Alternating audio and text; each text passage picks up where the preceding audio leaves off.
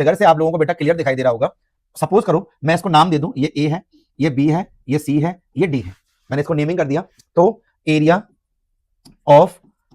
Of shaded region, area of shaded region, area of shaded region क्या होगा आपका, इस सर्कल के एरिया में से, एरिया ऑफ सर्कल में से इस रेक्टेंगल का एरिया हम क्या कर देंगे, minus area of rectangle, area of rectangle. भाई उसने आपसे क्या पूछा है, जितने पर शेड हो रहा है वही तो वो किसके बराबर होगा, पूरे सर्कल में से अगर आप इतने हिस्से को क्या कर देंगे, माइनस कर देंगे, तो जितने पर शेड हो रहा है वो आपका फाइंड हो जाएगा, वो आपका क्या हो जाएगा, फाइंड हो जाएगा। बोलो बात समझ आ रही है। तो अभी मुझे क्या करना होगा, अभी मुझे एक तो रेक्टेंगल का एरिया निकालना होगा और एक मुझे निकालना होगा area of circle, area of circle. तो सबसे पहले मैं बात करता हूं for rectangular reason, for rectangular reason.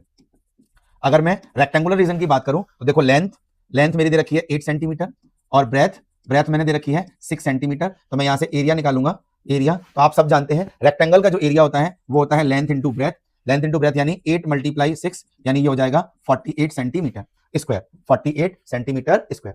अब बात आती है किसकी, सर्कुलर रीजन की। अब बात आती है किसकी, अब आएगी बात सर्कुलर रीजन की। तो फॉर सर्कुलर रीजन, जब आप सर्कुलर रीजन की बात करेंगे तो उसका एरिया फाइंड करने के लिए आपको रेडियस की रिक्वायरमेंट होगी, आपको रेडियस चाहिए होगी। तो पहले हम रेडियस फाइंड करेंगे। अब वो रेडियस कैसे मिलेगी हमको, जरा आप ध्यान से समझो, जरा आप ध्यान दो, थोड़ा सा ध्यान दो बेटा। देखो ये आपका कौन है, रेक्टेंगल, ये रेक्टेंगल की लेंथ है, ये रेक्टेंगल की ब्रेथ है, और ये जो है ये रेक्टेंगल का कौन है, डायमीटर है। ये क्या है, सॉरी डायगोनल है, क्या है ये रेक्टेंगल का कौन है, डायगोनल।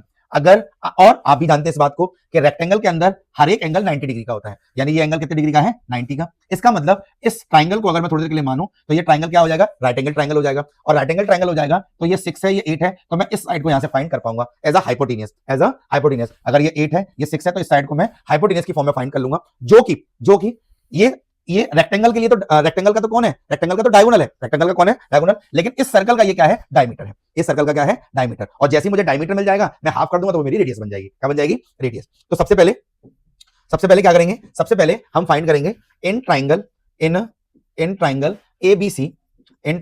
एबीसी, जो एसी है, एसी का स्क्वायर होगा वो इक्वल होगा आपका AB square plus BC square, AB square plus BC square. अब AC हमें फाइंड करना है, तो AC square is equal to AB आपका दे रखा है 8 सेंटीमीटर, B आपका ये दे रखा है 6, यानी AC square is equal to 64 plus 36 यानी ये हो गया 100, AC स्क्वायर बराबर 100।